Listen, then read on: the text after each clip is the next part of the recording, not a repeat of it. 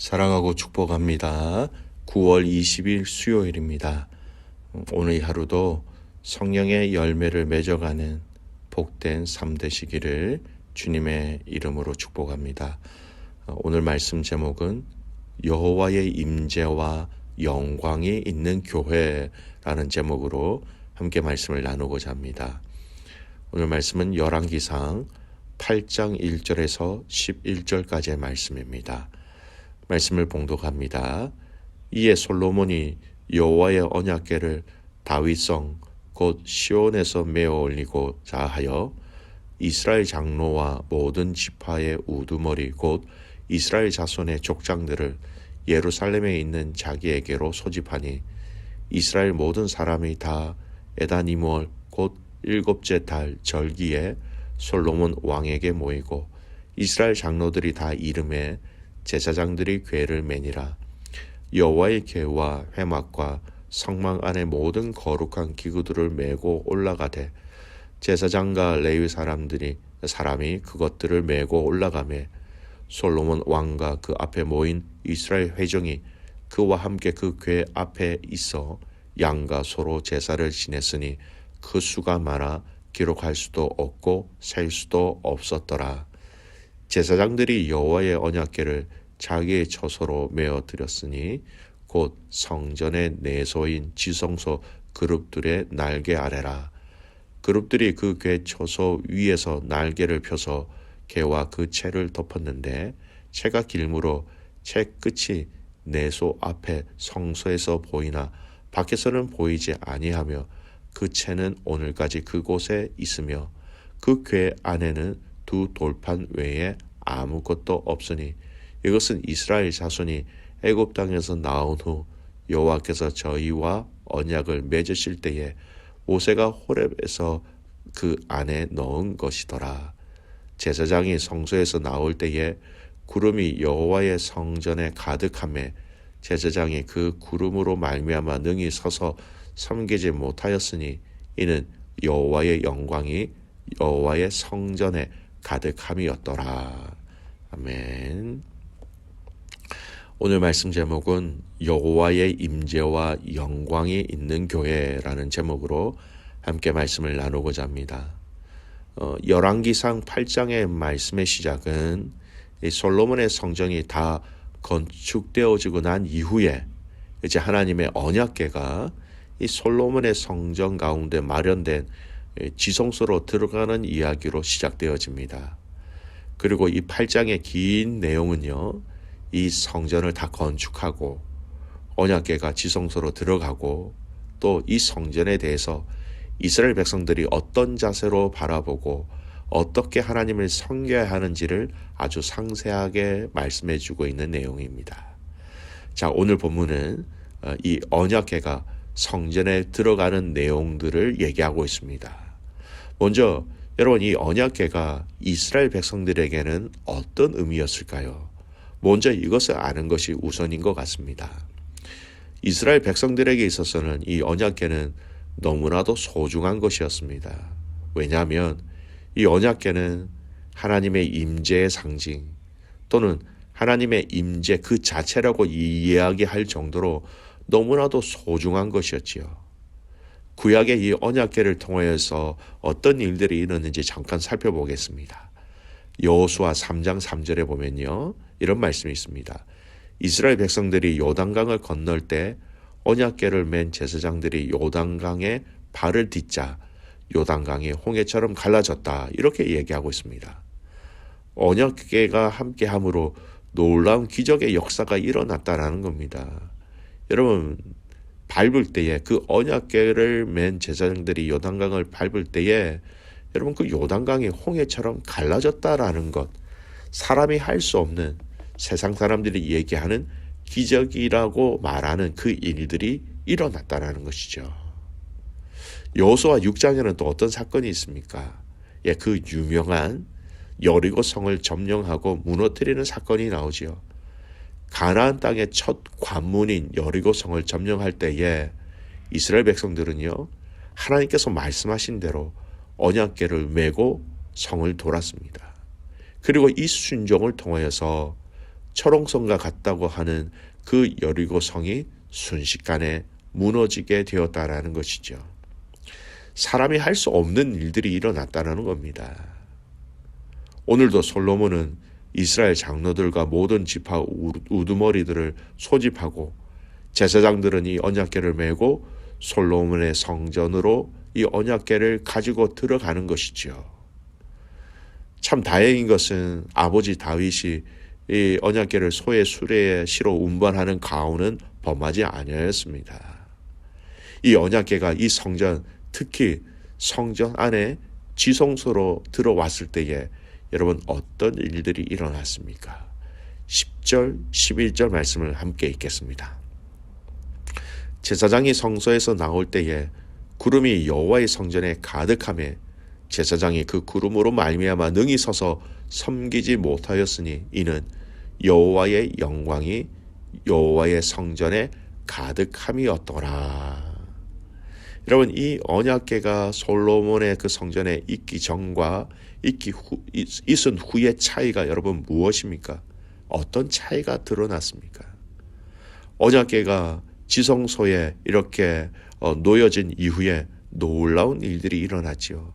10절에 보면 구름이 여호와의 성전에 가득하였다라고 얘기합니다. 여러분, 구약 성경에 보면 하나님이 신의 산에 임재하실 때, 말씀하실 때 구름이 가득하게 되었다라고 구약 성경은 얘기하고 있습니다. 이 성전에 구름이 가득하였다라는 이 말은요, 하나님의 임재하심을 얘기합니다. 이 구름이 가득하게 됨으로 말미암아 하나님의 임재하심이 눈으로 가시적으로 볼 수 있게 하셨다라는 거예요. 하나님을 직접 보지는 못하였지만 하나님이 여기에 임재하셨구나라는 것을 볼 수 있게 하셨다라는 것. 그리고 이 성전에 가득 찬 구름이 하나님의 임재하심이었기 때문에 또한 제사장들이 서서 섬기지 못할 정도였다라고 얘기합니다. 즉 구름이 가득함을 통하여서 하나님의 임재하심의 그 영광을 그들은 눈으로 볼 수 있었다라는 것이지요. 여러분, 오늘날 믿음의 성도와 교회가 가장 중요하게 여겨야 할 것이 바로 이 부분입니다. 우리의 기도와 우리의 예배와 우리 모임이 그 삼위일체 하나님의 임재를 통한 그 영광을 우리가 믿음의 눈으로 볼 수 있어야 한다는 것이죠. 개인의 교회, 가정의 교회, 셀의 교회, 또 우리에게 허락하신 코너스톤 한인교회로서의 이 교회 가운데 이 성삼위 하나님의 임재가 늘 있기를 주님의 이름으로 축복합니다. 성전을 건축하였습니다. 건물이 생겼습니다. 그러면 여러분 다음 단계가 있어야 하지 않겠습니까? 그 건물에 주인이 들어와야 살아야 하지 않겠습니까? 건물을 지었는데 주인이 들어와 살고 있지 않다면 그 건물은 아무런 의미도 없고 재구실도 못하고 있는 것입니다. 오늘 이 본문은 이것을 잘 보여주는 사건이지요. 사무엘상 4장에 보면 이스라엘 백성들이 블레셋과의 전쟁을 하고 있습니다. 전쟁을 하는 데 있어서 첫 전투에서 이스라엘 백성들은 크게 패하였습니다. 이렇게 사기가 떨어진 이스라엘 군사들을 위해서 지도자들이 언약궤를 생각하게 됩니다.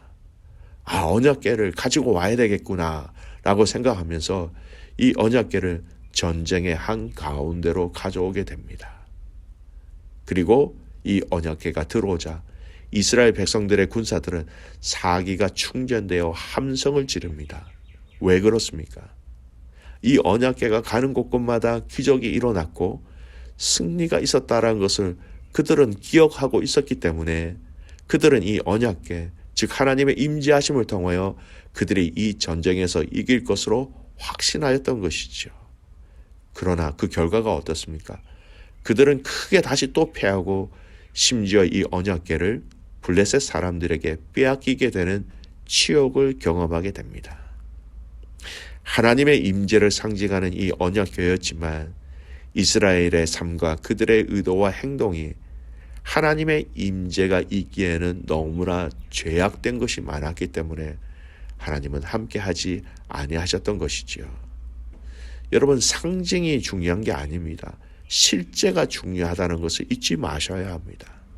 이 성전, 하나님의 임재를 상징하는 이 성전이 진정한 성전이 되기 위해서는 바로 이 성전의 진짜 주인이신 하나님이 거기에 계셔야 한다는 것이죠.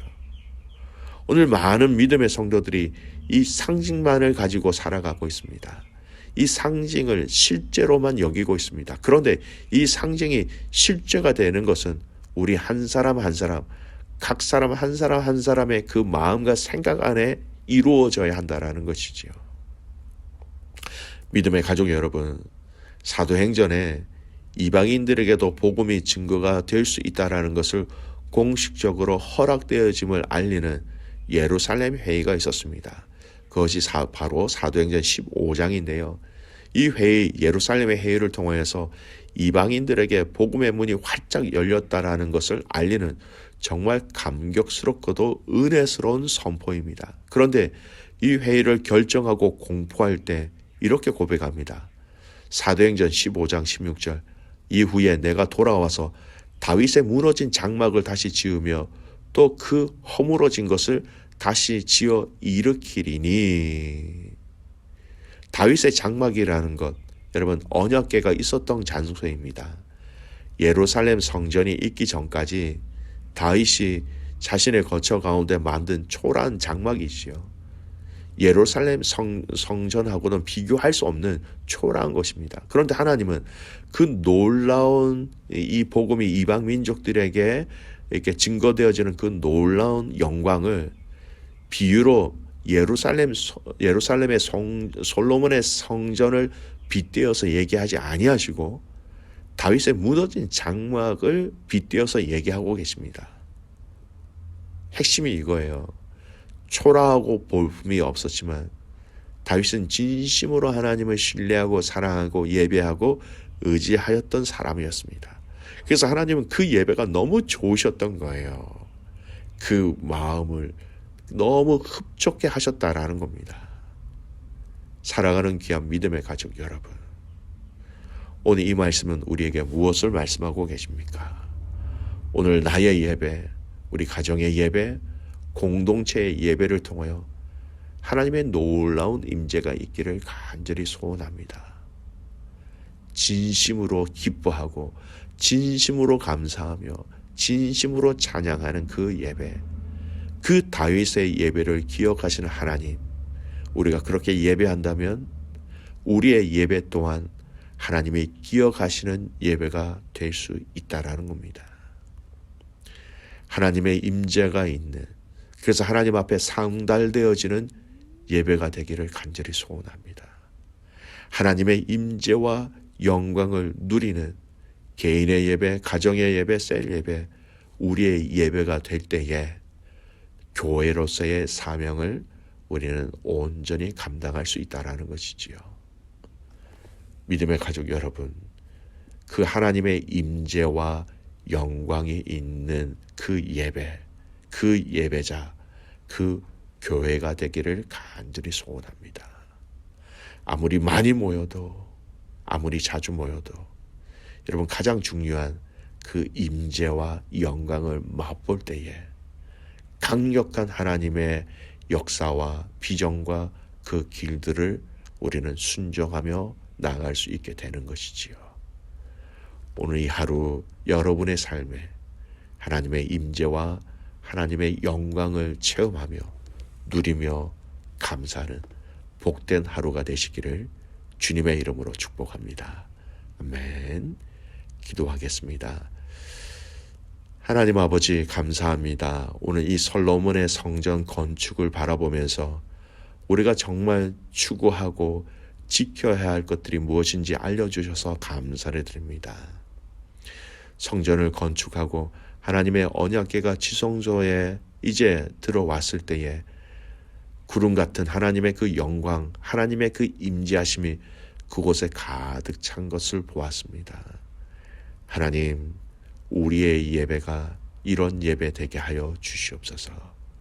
우리의 기도와 우리의 모임이 그 임재와 그 영광을 볼 수 있는 예배와 기도와 모임들이 되게 하여 주시고 우리 가정이, 우리 셀이, 우리 공동체가 이런 임재와 영광을 통하여서 우리에게 맡겨주신 사명들을 감당할 때에 홍해가 갈라지는 것을 보게 하시고 여리고성이 무너지는 것을 보게 하시고 악한 것들이 떠나가는 것을 볼 수 있게 하여 주시옵소서. 하나님, 오늘 이 하루 모든 코너스톤 한인교회 성도들이 이 임재와 영광을 통하여서 삶의 현장 속에서 승리하며 기뻐하는 하루가 되게 하여 주시옵소서. 그렇게 행하실 그 주님을 신뢰하며 살아서 역사하시는 예수 그리스도의 이름으로 감사하며 기도드리옵나이다. 아멘.